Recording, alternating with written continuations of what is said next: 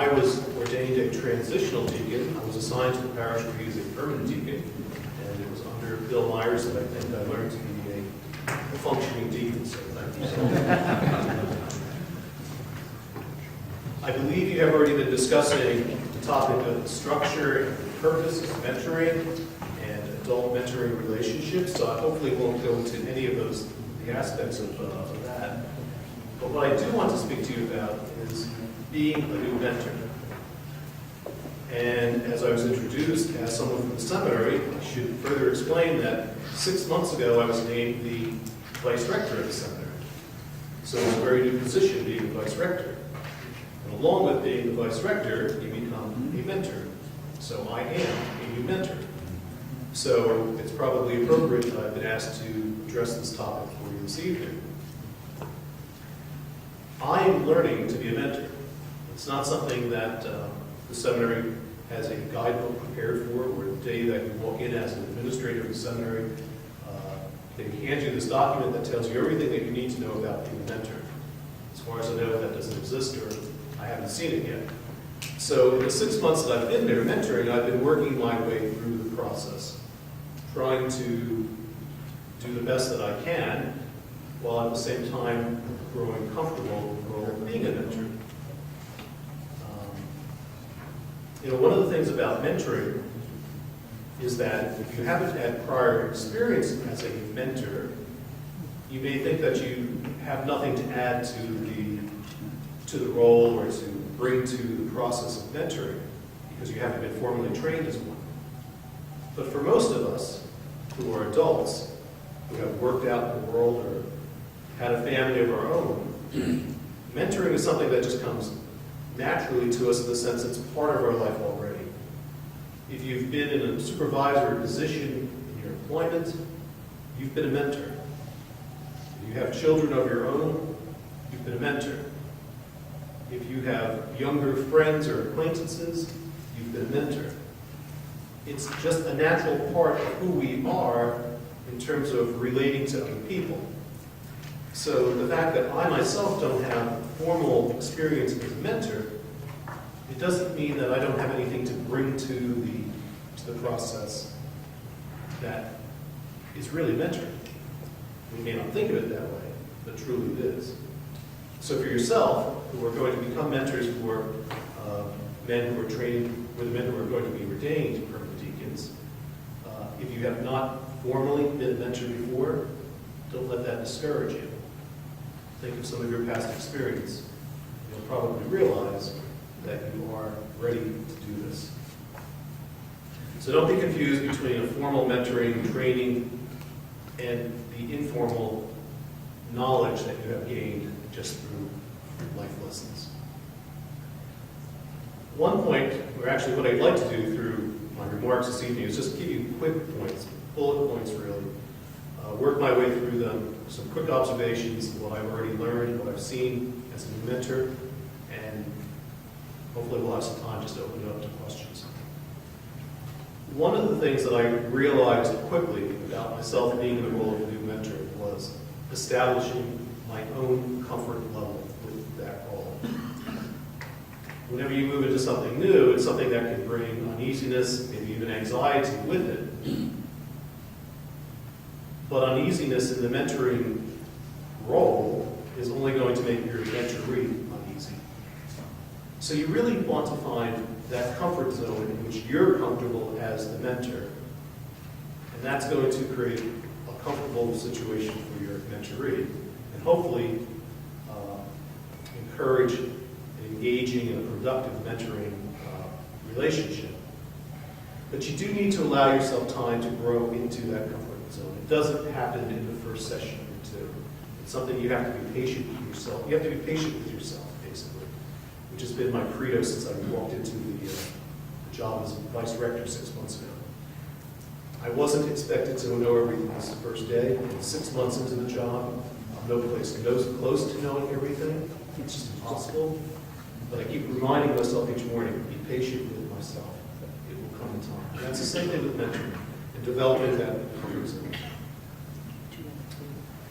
Very important when you enter into a mentoring relationship pick a style. Don't change your style of mentoring from session to session. Be consistent in the way that you deal with your mentoree. What do I mean by pick a style? I'll give you two extreme examples. Are you, as the mentor, the mentoree's buddy? That would be one extreme.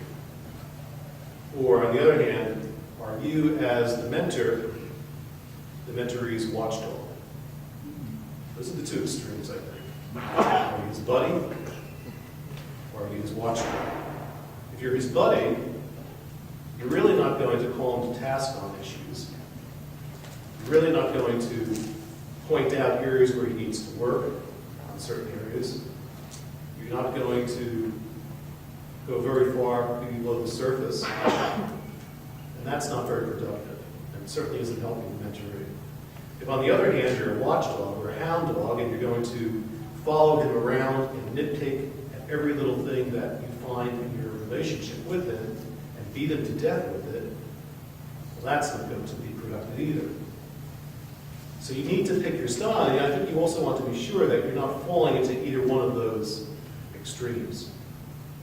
So my way of envisioning my role as a mentor is to be supportive, but to be challenging. And I think that's someplace, hopefully, it's dead center. You're supportive, so there's not the buddy, but you're the guy who's there to help him, to guide him, to counsel him, to encourage him. On the other hand, you need to be challenging. You're not beating him to death over issues, but if something needs to be brought to his attention, if he needs to be called to task on a particular issue, that is your role. But I think consistency is really important. So figure out what your style is and stick with it. Because nothing is more confusing when you're dealing with anyone in any relationship than not knowing on a given morning who's going to walk through that door. Is it the good and gentle twin brothers or his evil twin brother who comes in? People have to know what they're dealing with. When you start a mentoring relationship, it's important to establish guidelines with your mentoree. What does he expect from you? What do you expect from him? Basic stuff. Make sure you understand what your role is. Make sure he understands what your role in this relationship is, and that he has an understanding of what you expect of him. And it may be necessary to, in the first session, just to talk about that. Ask the mentor, what is it that you expect from him? And then tell the mentoree what it is you expect of him. You need to establish goals and objectives for the mentoree. If you have any kind of business background or supervisory background, that's always one of the things that you do in terms of evaluating somebody's performance. Have the person establish goals and objectives at the beginning of the relationship, and then go back to those to see where progress is being made or not being made.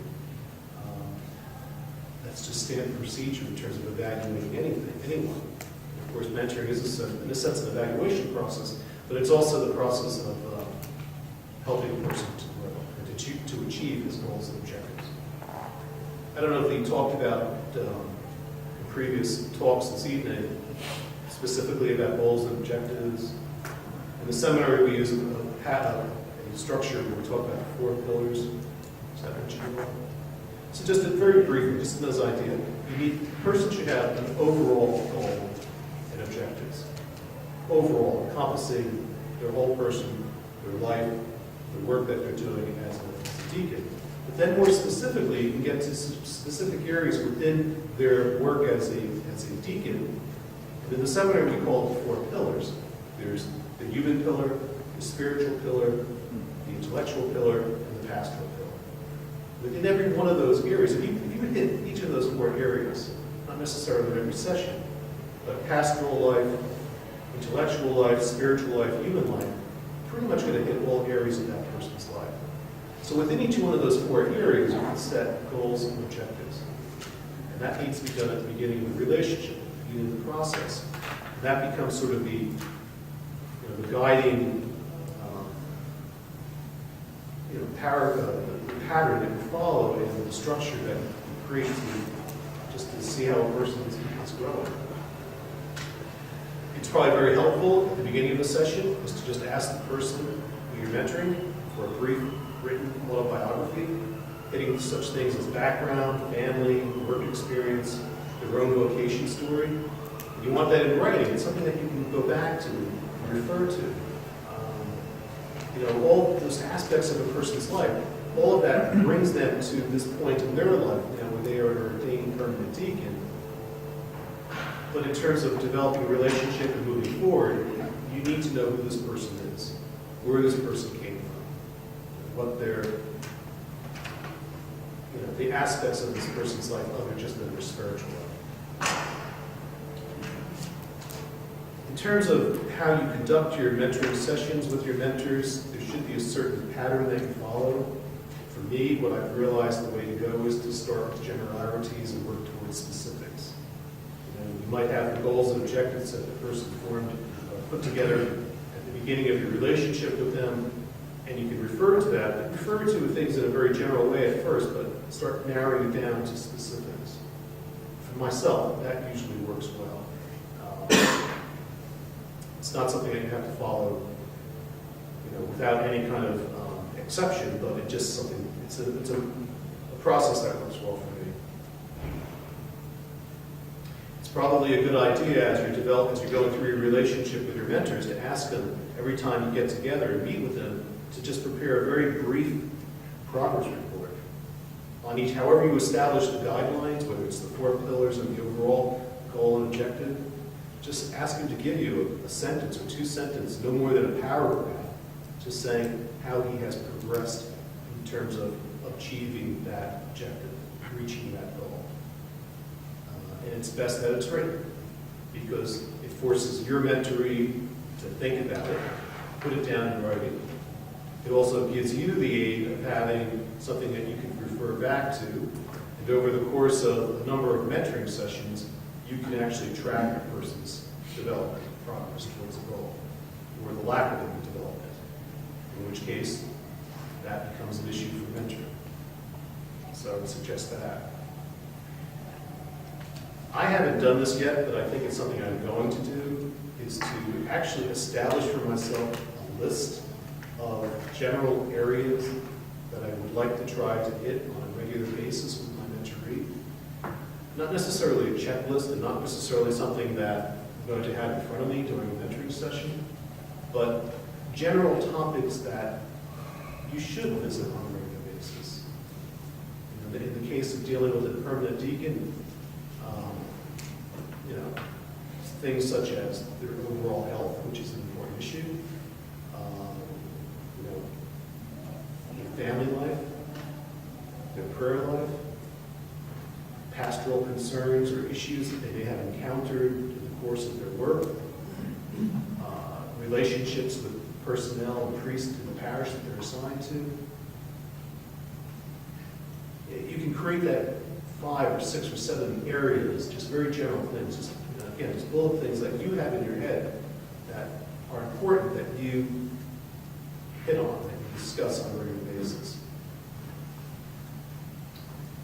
One thing you might consider doing, depending upon how your mentoring sessions are going, is, if you're finding it difficult to establish, particularly initially, if you're finding it difficult to establish, those areas that you want to hit upon on a regular basis, where you're having, there's not a natural flow of conversation that's happened or developed yet, you might also assign to the mentoree for the next mentoring session, pick a passage from Scripture that he needs to read and pray about, and you do the same, and that becomes the starting point of your next mentoring session. At least you're guaranteed to have something that starts the session off, and depending upon how the passage affects or the individual is touched by it, may actually open up a conversation about subjects that need to be mentored. So I suggest that to you. The question of taking notes during a mentoring session. I would never suggest that you sit down with a pad and paper in front of you while you're mentoring someone. It's very off-putting to someone who's the mentoree, or in any situation like that. If somebody's constantly writing things down, you're always You're the person, you're going to think, what is he writing down? Why is he writing it down? Is he writing it down as a positive, for a positive reason or for a negative reason? So you don't want to give that impression. However, I would think there are times when I will find myself just jotting a couple of words down, just so I have something to trigger a thought after the session is over, at which point I can write down some more extensive notes. Because again, you want to track how this individual is developing, how this individual is growing, how progress is being made towards objectives and goals. And if you don't have some kind of reference point, some way of tracking this, I don't know how many men you will be mentoring. In my case, I'm mentoring 8 guys at a time. And that's just maybe 1/20 of my job. So, there's a lot going on, and I can't possibly remember everything without writing it down. So in the course of a mentoring session, I'll jot down words, enough to trigger a thought that I want to write about more in depth after that individual is gone. So you've got that to work with, and it helps you to go back to that the next time you see it. And the next point I made is review your prior notes before the next session. If you've taken notes, look at them. Don't take notes and don't keep some kind of a record if you're not going to use it. It doesn't help you, it doesn't help them. It's good for you to review goals and objectives before each session so you have that reference point. I think it's probably a good idea, something which I haven't done and I've regretted it so far, is to, right at the beginning, pre-establish almost a schedule of when you're going to meet with this person. My life is busy. The lives of my seminarians is busy. And if you don't lock in a date, a time, on my calendar, on his calendar, when you realize that 3 weeks have gone by and you haven't seen this guy, and then you try to find a date to get together, it could be 2 weeks more before I can see him or he can see me. So I would suggest that, depending upon what your guidelines are in terms of how regular you meet, it might be a good idea to establish that right up front. I don't really want to get into the idea, I just want to mention it. 2 last thoughts. There's a huge difference between the external and internal form. Mentoring is not internal form. It's not. You deal with subjects in mentoring that you would not necessarily deal with in spiritual direction. Spiritual direction is internal form. Right? There's the seal that goes with it, where there's confidentiality and the guarantee of that. And there are certain subjects that might be better to leave to spiritual direction if that is part of this process that you're part of. So I just throw that out. Sometimes topics are appropriate to both, but depending upon what might be brought up in mentoring, it may be better for you to suggest that that's something that's more appropriate for the internal form as opposed to the external form that mentoring would be. And the last thing I wrote down is, you are not a psychologist, you are not a psychiatrist. Know that there are issues and topics that likely will come up in conversations at times that you are in no way trained to deal with, to adequately address. And when you know that you've approached where a topic such as that has been into a conversation with a mentoring session, know where the barriers are, and where you have to say to your mentoree, this is not something that I really can help you with, but I really do think you need to see someone who can help you. So there are limits to what you are to do as a mentor. And if you make the mistake, I think, of thinking that no matter what the subject is, no matter what the topic is, that you can address it, you probably make a very big mistake. So I think we have to always be aware of that. It's something that I try to be aware of in the work that I do as a mentor. Fortunately, within the seminary structure, we have a wide array of services. Services, if that's the word. The There's spiritual direction avenue that I can direct people to. There's counseling sessions that I can direct people to. So it's easier for me to funnel people to the proper outlet. I'm not sure how that would apply in your particular case, but there definitely are limits to what you are qualified to assist a person with.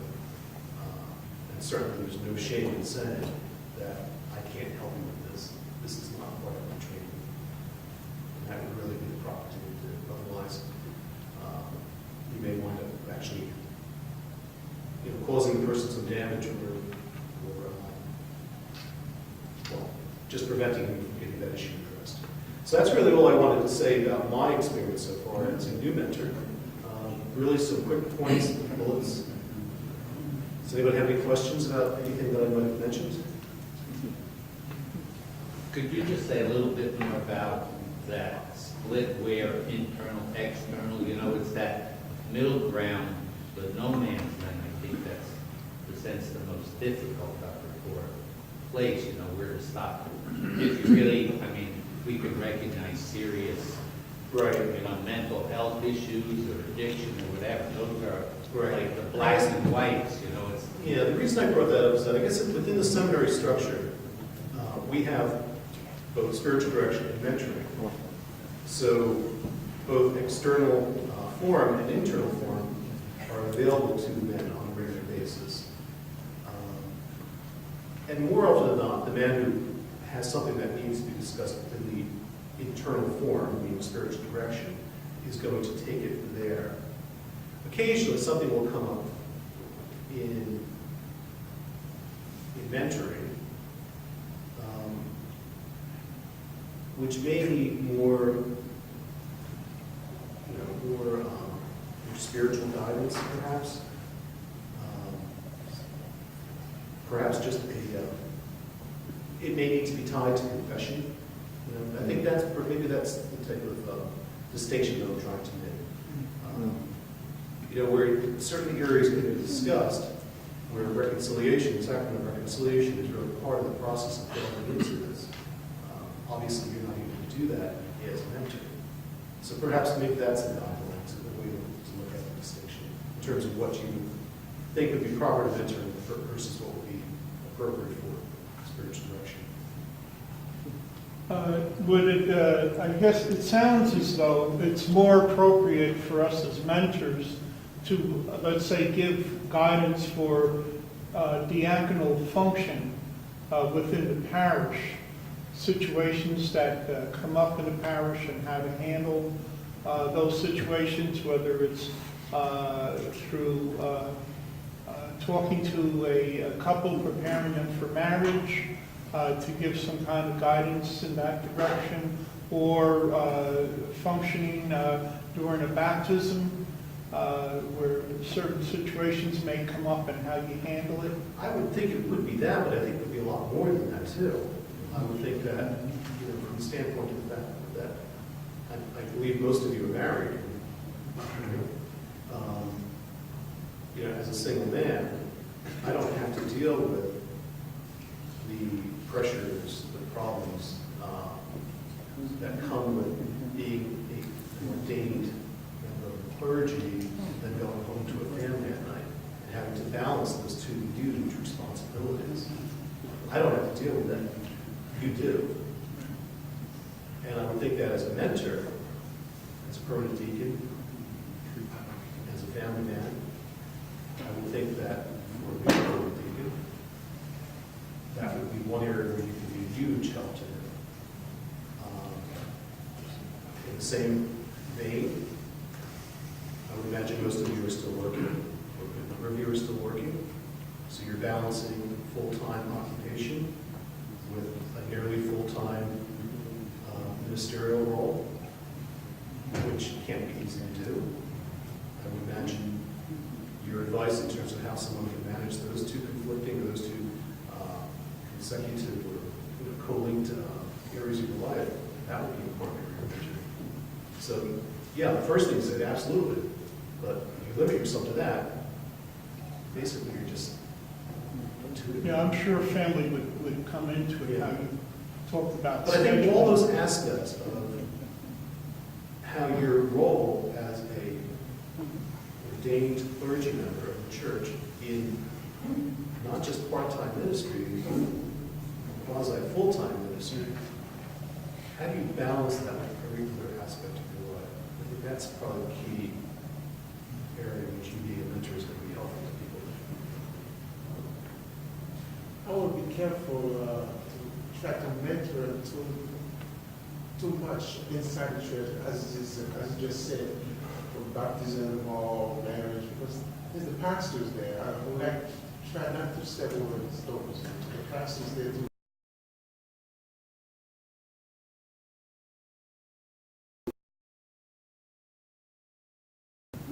It's the same church, but everybody got their own style. Now, if you teach a mentor one way, he's going to confuse Sure. something else. Right. You have to respect the style of the parish, but perhaps when there is that conflict between what the parish is doing and the pastor is saying to do, and what your understanding is, well, that could be an area for mentoring, certainly. Else? But I would think also, isn't there a certain aspect of mentoring that involves teaching? Of course. Because I would think that, as I recall in the beginning, when I was first ordained, I tagged along with a guy who was a great teacher, who was very pastoral and he was very good, particularly at being a minister.